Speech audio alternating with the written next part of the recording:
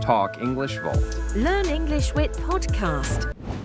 Hello, everyone, and welcome back to Talk English Vault, the podcast where we help you speak English naturally, confidently, and fluently in real-life situations. I'm Mia.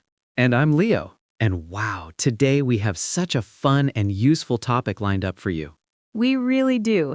Today, we're talking about how to talk about your future plans in English. Whether you're chatting with a friend, sitting in a job interview, or meeting someone new, people always ask about your future plans.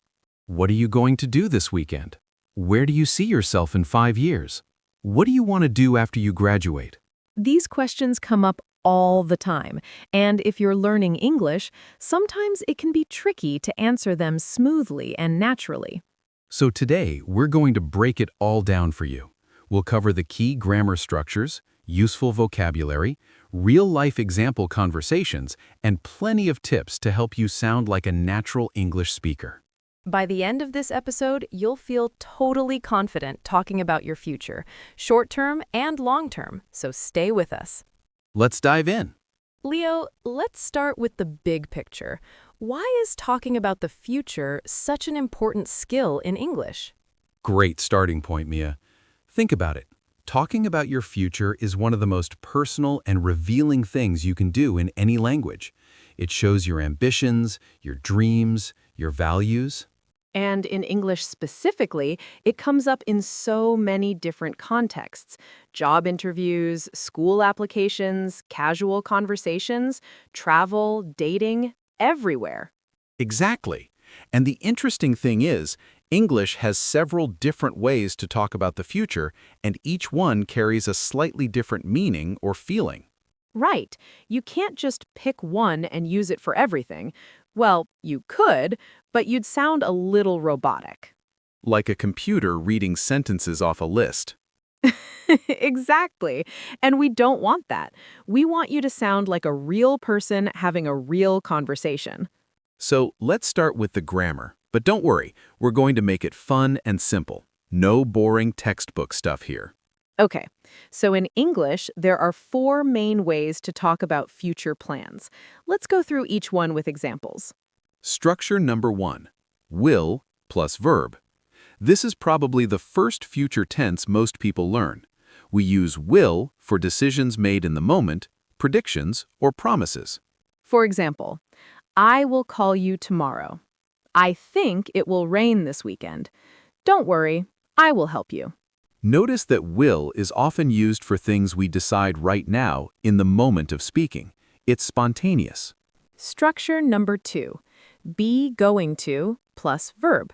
This one is used for plans you've already decided on or for predictions based on evidence you can see right now. For example, I'm going to study medicine next year. This is a plan I already have. Look at those clouds. It's going to rain. I can see the evidence. Be going to is probably the most common structure for talking about personal future plans in everyday conversation. Structure number 3. Present continuous for future. Now this one surprises a lot of learners. We sometimes use the present continuous tense, the ing form, to talk about future plans, especially when something is already arranged or scheduled. For example, I'm meeting my boss tomorrow morning. We're flying to Dubai next Friday. She's starting a new job in March. These feel very certain and already booked, like it's in the calendar. Great way to put it. And finally, structure number 4. Plan to, hope to, want to, would like to, thinking about. These are softer, less certain expressions for talking about future intentions and wishes. For example, I plan to start my own business someday. I hope to travel to Japan next year. I'm thinking about going back to school. I'd like to learn how to play the guitar. These are wonderful phrases because they sound natural, humble, and very human. They show ambition without being overconfident. Let's do a quick summary. We have number 1, will, for spontaneous decisions and promises. Number 2, be going to, for already decided plans and predictions. Number 3, present continuous for fixed arrangements. Number 4, plan to, hope to, want to, would like to for intentions and wishes. Perfect. Now, let's hear these in action through some real conversations. Okay, let's do our first sample conversation. This one is about short-term plans, meaning plans for the near future, like this week, this month, or this year. Imagine two friends running into each other after class. Here we go. Hey, Leo, I haven't seen you in ages. What are you up to these days? Hey, Mia. Oh, things are busy. Actually, I'm starting a new English course next Monday. I'm really excited about it. Oh, wow, that's great. Are you going to study full-time or part-time? Part-time for now. I'm also working at a cafe in the mornings, but I'm hoping to save enough money to travel to Canada by the end of the year. Canada? That's amazing. What will you do there? I'd like to do a language immersion program. You know, live with a host family and really practice my English every day. That sounds incredible. I think you'll learn so fast in an environment like that. That's the plan. What about you? What are you doing this weekend? Oh, I'm visiting my cousin on Saturday. And on Sunday, I'm going to finish writing my CV. I'm thinking about applying for a marketing internship. Oh, nice. I'm sure you'll get it. You'd be great at that. Thanks. Fingers crossed. Great little conversation. Did you catch all the future structures in there? We had I'm starting, present continuous for a fixed arrangement. I'm hoping to save, hope to, for a wish. What will you do, will, for a question. And I'm going to finish, be going to, for a planned action. All in one natural conversation. That's how it works in real life. You mix them all together, depending on what you're expressing. Now, let's build your vocabulary toolkit. Leo, what are some of the most useful phrases for talking about future plans? Love this section. Okay, let's go through them in groups. For definite plans, things you are sure about, I'm definitely going to, I've already decided to, it's settled, I've booked, I've applied for, I've signed up for. For probable plans, things you think will likely happen, I'm probably going to, I think I'll, there's a good chance I'll, I'm most likely going to.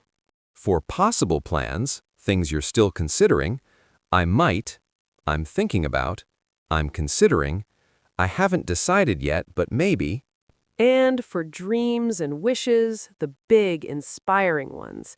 My dream is to, one day I'd love to, someday I hope to, my ultimate goal is to. These 4 groups are so useful because they show your level of certainty. In a real conversation or an interview, being able to express how sure you are about something makes you sound much more sophisticated. Exactly. There's a big difference between I might get a new job and I've already decided to change careers. The first sounds uncertain. The second sounds confident and purposeful. Words have power, and now you have a whole toolkit to use them well. Let's do our second sample conversation. This one is a bit more serious. It's a job interview scenario where someone is asked about their long-term career plans. This is something so many of our listeners will face. Classic interview question. Where do you see yourself in 5 years? Let's see how to answer it well in English. Thank you for coming in today. I'd like to ask, where do you see yourself in 5 years? Thank you for asking. Well, in the short term, I'm hoping to develop strong skills in digital marketing, particularly in social media strategy and data analytics. I've already started taking online courses to build that foundation. That's great. And longer term? My goal is to grow into a leadership role within a company I truly believe in. I'd love to be managing a creative team and working on campaigns that make a real impact. I'm also thinking about pursuing a professional certification in marketing in the next 2 years. Wonderful. And what are you going to do to make sure you reach those goals? I plan to stay curious and keep learning. I'm going to take on as many projects as possible to build real experience. And I believe that surrounding yourself with the right people and the right environment, like this company, is key to growing fast. Excellent answer. You seem very focused and motivated. Thank you. I've always believed that if you can picture where you want to go, you can find a way to get there. Wow, Leo, you're hired. Finally, I've been waiting. But seriously, did you notice how that answer was structured? It moved from short-term to long-term. It was specific, not vague, and it used a mix of I'm hoping to, my goal is, I'd love to, I plan to, and I'm going to. That variety is what makes it sound natural and impressive. If you said will for everything, it would sound very flat and mechanical. Great point. Now, let's talk about some common mistakes learners make when talking about the future. Okay, mistake number 1, using will for everything. We already touched on this, but it's so common. For example, saying, tomorrow I will meet my friend, instead of tomorrow I'm meeting my friend, because the meeting is already arranged. It's not technically wrong, but it sounds less natural. Native speakers would almost always use the present continuous or going to for a fixed plan. Mistake number 2, confusing will and going to for predictions. Remember, if you can see the evidence right now, use going to. If it's just a general prediction, use will. For example, he's going to fall. You can see him about to fall. I think electric cars will replace petrol cars. That's a general, long-term prediction. Mistake number 3, forgetting to use softer language for uncertain plans. In English, saying, I will travel to America next year when you haven't even booked the ticket yet sounds overconfident. It's more natural to say, I'm hoping to travel to America next year, or I'm thinking about it. This is especially important in professional or formal English. Hedging your language, softening it a little, actually makes you sound more thoughtful and credible. And mistake number 4, not answering follow-up questions with detail. In English conversation, when someone asks about your future plans, a one-word answer like study is too short. Add some detail. Say when, where, why, how. Great tips. These small things make a huge difference in how natural and fluent you sound. Okay, we love giving our Talk English Vault listeners a challenge they can do right now. So here it is. We want you to pause this episode or after it finishes and answer these 3 questions out loud in English. Ready? Question 1. What are you going to do this weekend? Question 2. What do you hope to achieve in the next year? Question 3. What is your biggest long-term dream or goal?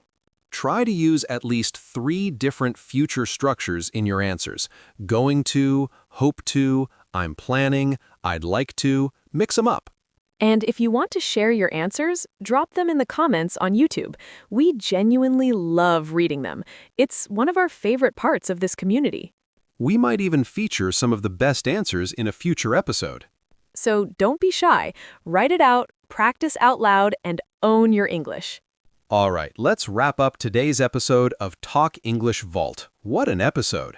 We covered so much today. The 4 key future grammar structures, a vocabulary toolkit, 2 real-life conversations, 1 casual, 1 professional, common mistakes, and a speaking challenge. That's a lot of value packed into one episode. I hope you're feeling more confident about talking about your future plans in English. Remember, talking about the future is really talking about your hopes, your dreams, and who you want to become, and you deserve to express that clearly and beautifully in English. If you enjoyed this episode, please give it a thumbs up, subscribe to Talk English Vault, and hit the bell so you never miss a new episode. And share this episode with a friend who's learning English. You could be the reason they finally feel confident speaking. How amazing is that? Until next time, keep practicing, keep believing in yourself, and keep unlocking your English potential. See you next time. Bye for now.